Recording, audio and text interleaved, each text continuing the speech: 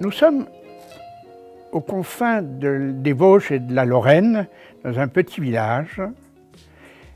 L'usine a fermé il y a pas mal d'années déjà et le village dépérit. Les habitants sont partis à droite, à gauche, en banlieue parisienne, essayer de trouver une vie meilleure. Le maire du village maintenant est RN et miracle, un jour, une nouvelle usine arrive. Tout le monde est content, il y a du boulot. C'est un e-commerce, comme on dit maintenant, un peu comme Amazon. Il ne fallait pas le dire le mot, mais bon. Et les gens vont aller au boulot. Mais le problème, c'est que c'est un travail épouvantable. C'est un travail dirigé par des véritables esclavagistes. Et donc les ouvriers grondent. C'est un roman social, bien évidemment. On est chez Zola ou chez le cher Joseph Pontus avec son inaudible à la ligne.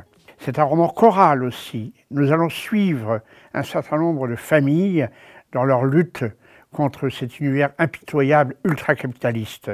Vous avez compris que c'est quand même un roman bien marqué dans ses thématiques. Alors pourquoi le présenter au prix Louis Guillou? Parce que ça correspond tout à fait à cette citation célèbre de Louis Guillou. La vérité de cette vie, ce n'est pas qu'on meurt, c'est qu'on meurt volé.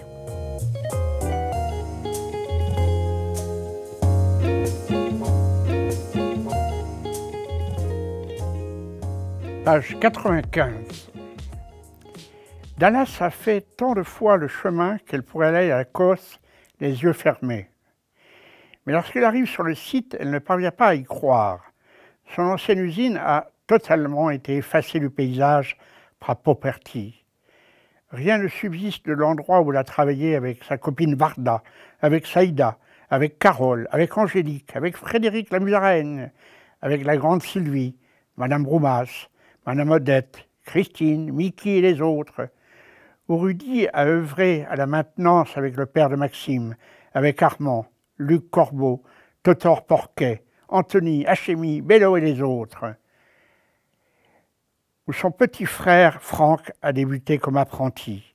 Où tous ceux de Rossel ont bossé. Après sa fermeture définitive, l'usine a été entièrement rasée. Le sol bétonné comme s'il fallait d'urgence gommer toutes les traces du terrible conflit social qui avait enflammé la ville dans les années 2000. Grève, manifestations, séquestration et, pour finir, destruction de toutes les machines piégées par les ouvriers désespérés.